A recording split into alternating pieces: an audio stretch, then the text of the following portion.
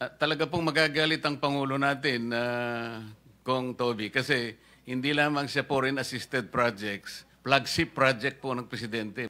From 79 million, gagawin mo 70. Kaya ang nangyari, Kong Toby, nung 2024, magagalit ang Pangulo, sa gas, zero na eh. Wala nang natira. Commitment ng ating bansa doon sa foreign assisted projects, linipat po from the programmed appropriations doon sa GAA at linagay po sa unprogrammed appropriations. So dalawa po yung ikinagalit niya, yung foreign assisted tsaka yung flagship na nawala po. Yung nagalit si Presidente, aside from yung pong priority programs niya, yung mga dams, that was transferred or lodged in the unprogrammed appropriations, no?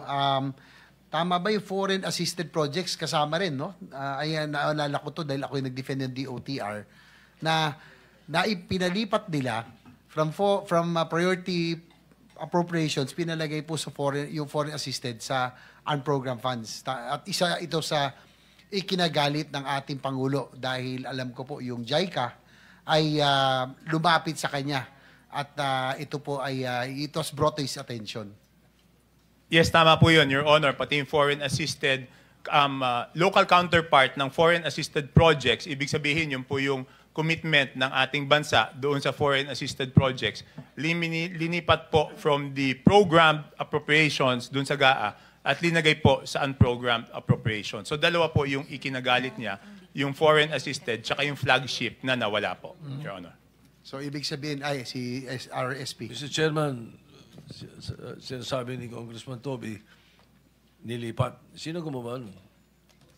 Ang pagkaintindi ko po is yung sa Committee on Appropriations. Kasi nung pinag-usapan niya nung una, nasa amin pa yung budget eh. Nung una yung sinasabi po ni Senator JV na nagreklamo yung JICA, hindi pa po nagbabaycam nun.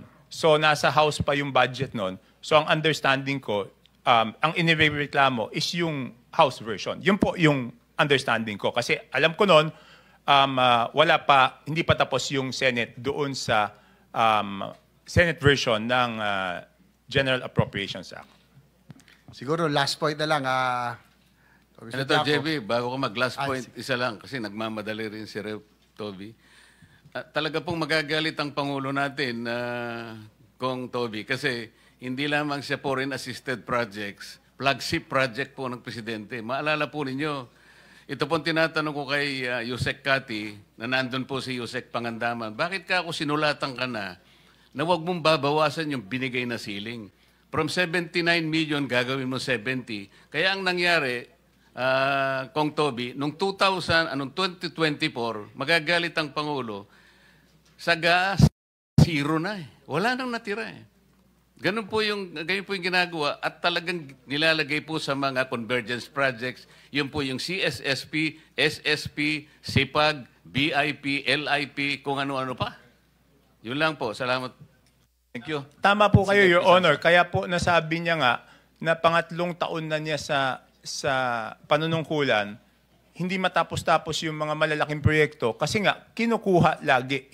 So doon ka nalaman na hindi lang ito nung taon na yon mukhang nangyayari na in the past.